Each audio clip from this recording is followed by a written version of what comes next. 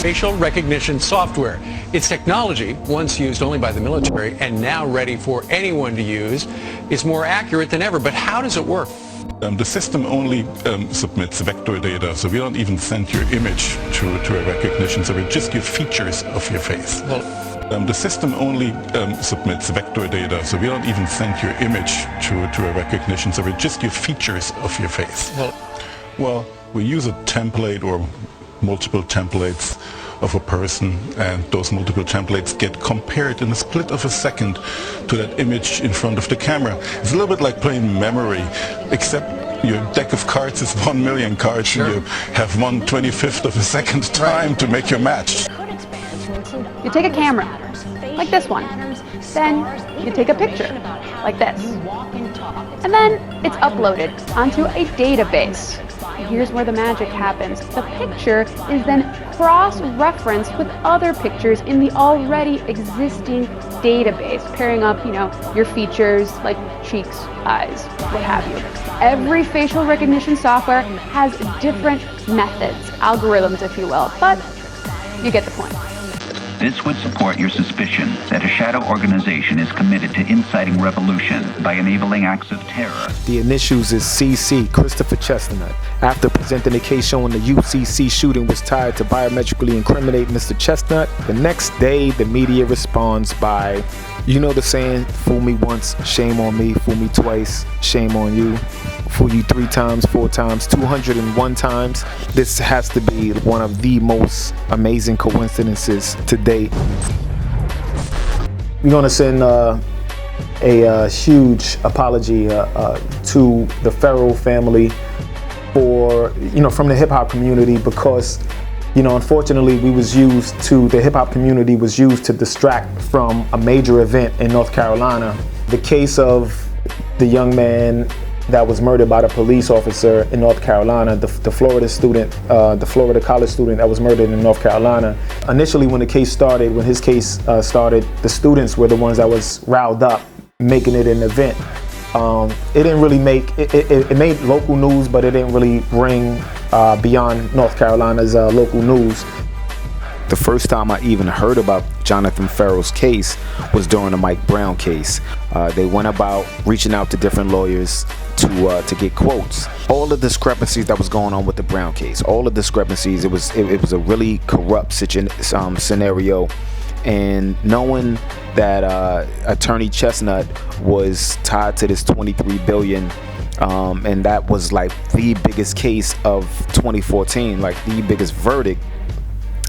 They pulled him in with this, and that was a red flag. When they pulled him in for the Brown case to get a quote, instead of them crediting him for winning the $23 billion with Cynthia Robinson, in fact, they brought up Jonathan Ferrell's name. When they brought up Jonathan Ferrell, that made me kind of do a little bit of research on who he was and find out about that case. Other than that, I knew nothing about it. We turn next to North Carolina, a white police officer on trial for the shooting death of an unarmed black man. He was looking for help after a car accident, and tonight for the first time, dash cam video of that driver, then the sound of 12 bullets as he was shot dead. Now I want you to notice how Hollywood was used. They contaminated the case by strategically releasing a movie to coincide with the court, any court hearing. Now, pay attention to the trailer, to this trailer. I thought a lot about you. Colin, I tried to wait. No, you didn't. There's violence in this man. Your parole is denied.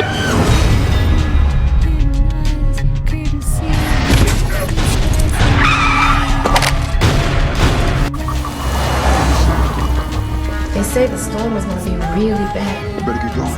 Tell your dad I said happy birthday. I love you. Love you too.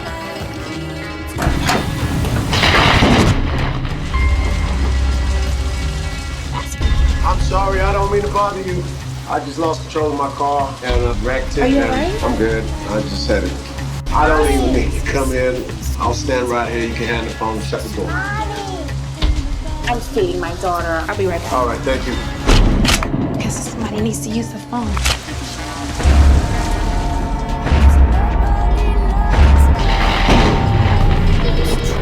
Man, it's do it. Let's go. And up to the sky. Put her down! Please what? I would have thought all those brains you've got, you would have figured out the game you're playing by now. You've reached 911. Hello, yes. There's an intruder in my house. Here's ABC's Mars Scavocampo.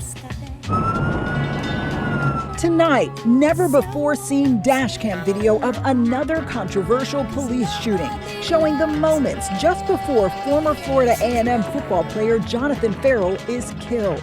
North Carolina officers responding to a call of breaking and entering when Ferrell walks towards them. As the light from a police taser appears on Ferrell's chest, he starts running. Get on the ground! Moments later, police gunfire, killing the 24-year-old. Police say Ferrell had just crashed his car when he went to a nearby home for help at 2:30 in the morning, alarming the homeowner who called police.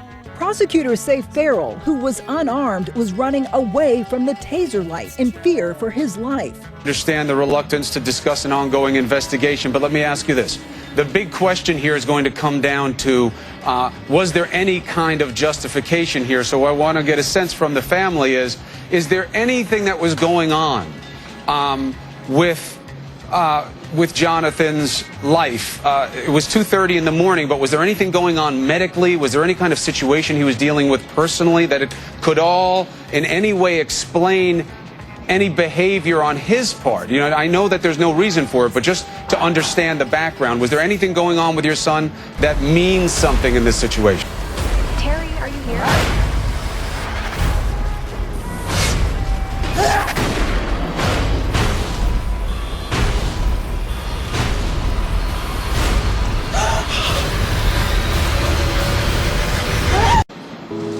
No, it was not. Jonathan was very happy.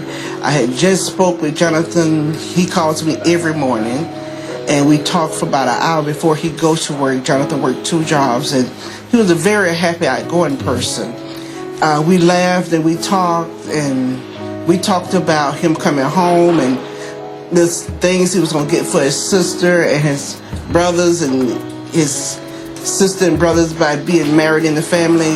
He was very happy. He called me before he went to his second job, and he said, "Mama, I may go off tonight," but he's very happy. So if there were no medical, emotional issues going on with your son, then this does come down to just a wrongful shooting investigation. Are you satisfied with how the police seem to be handling it so far?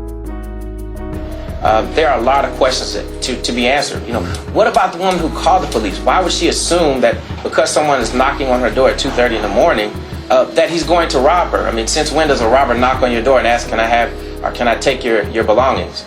I'm sorry, I don't mean to bother you. I just lost control of my car and wrecked it. Are you alright? I'm good. I just had it. I don't even need you. Come in. I'll stand right here. You can hand the phone. Ferrell knocked on the door and a woman answered, thinking it was her husband. To her surprise, it was an individual that she did not know or recognize. Put her down! So there are a lot of questions surrounding this investigation. This was a senseless death, and we need answers. I would have thought all those brains you've got, you would have figured out the game you're playing by now. This video played during the trial of Charlotte police officer Randall Carrick facing voluntary manslaughter charges in Ferrell's 2013 death. Police say Ferrell had just crashed his car when he went to a nearby home for help at 2:30 in the morning, alarming the homeowner who called police. There's an intruder in my house. Willie, what do you want people to know about your brother and your son? They're learning about him only from the circumstances that cost him his life. What do you want people to know about who he was? Georgia, please start with you, and Willie, if you want to finish. Jonathan was a very happy, outgoing person. All my kids are good kids, but Jonathan was so loving. We were sitting there trying to think of something bad about him, but there was nothing we could think of. I can't even think of a bad thing he had done as a child. No more than anytime he gets sick or anything, he wanted to sleep with me because he loved being near his mother. As a brother, Jonathan has been, as a brother to me and brother to so many others around the community and around the state of Florida that have came in contact with Jonathan. He always been a great person, always been somebody who's willing to help no matter what the situation was, always cared about somebody, no matter if he didn't know him, always was willing to give, always was willing to help, was always happy no matter how upset or it's very hard to even make him upset. How hip-hop actually came into play in distracting that case being thrown out by a judge. And this is in North Carolina. Who's in North Carolina? R.J. Reynolds is in North Carolina. So somehow his case was thrown out. You know, you hear stories of the jury saying how there was something wasn't right about how things were unfolding. The youth that made it an issue before, they was expecting them to make an issue this time, but the reason why it was overshadowed and overlooked was because there was a huge hip-hop concert where you get a Jay-Z, Drake, and J. Cole on the same stage, along with other artists doing a show. Now, you know, every student, all the youth are jam-packed into this stadium. You know, I'm sure you can almost guarantee a lot of them would comp tickets just to be there and fill it up. And it was sad because they distracted all of the youth from a real event in their town. So while they're watching J. Cole and Drake and all of these artists that are awesome and phenomenal in their own right, I mean, you got something that actually affects their everyday life, which is the judicial system. So this great injustice goes under the rug while they're, you know, turning up. So of course it was hard for people to kind of pay attention to to a story like that in their town when they're talking about how Drake and Jay-Z and J. Cole was just on the same stage. You got what I'm saying? So you kind of, you know, that's things like that go unheard because of the distractions that are created. So then they move on. They trying to, you know, make the Baltimore, which is a control situation, you know, they trying to make that the story that, you know, that you focus on, like, oh, you know, let's focus on that trial, when the Ferrell trial was the real tragedy that was being swept under the rug and lost in this whole scenario. That wreck triggered a civil war. These are no accidents.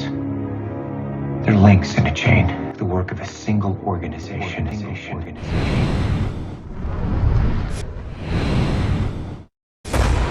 The games begin.